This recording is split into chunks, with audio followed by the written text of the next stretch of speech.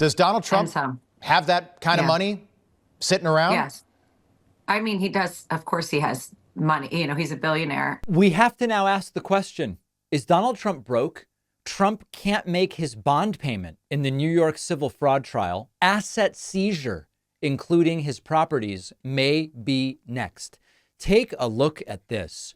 Reuters reports Trump fails to secure bond for $454 million judgment in civil fraud case as asset seizure looms. That's Trump getting his properties taken. Can you imagine the triggering that would happen? The article by Luke Cohen reads, Trump's efforts to secure a bond to cover a $454 million judgment in a New York civil fraud case has been rejected by 30 surety companies, his lawyers said Monday, inching him closer to the possibility of having his properties seized.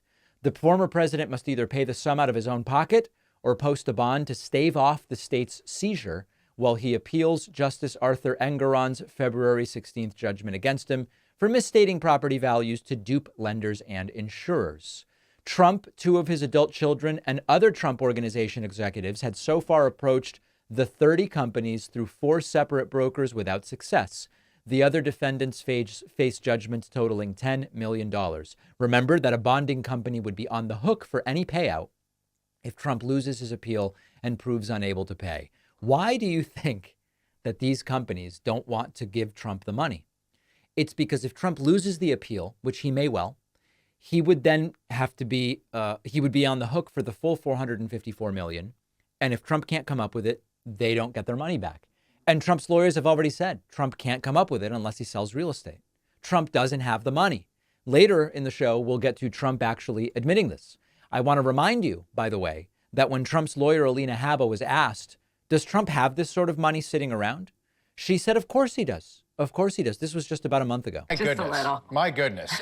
So Judge Engoron says that he wants this $350 million within 30 days. Now, I know that you're planning on appealing this, right, but you've still got to put up the full amount pending that appeal. Does Donald Trump have that kind of money sitting around? Yes. I mean, he does. Of course, he has money. You know, he's a billionaire. We know that. Of course he has the money. So condescending, so pompous. Of course he has the money. He's, a billionaire.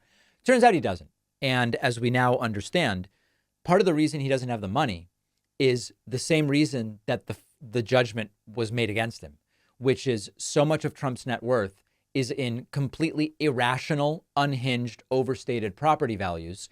And that is not easily convertible into cash, especially if you go and you say, hey, I want a line of credit.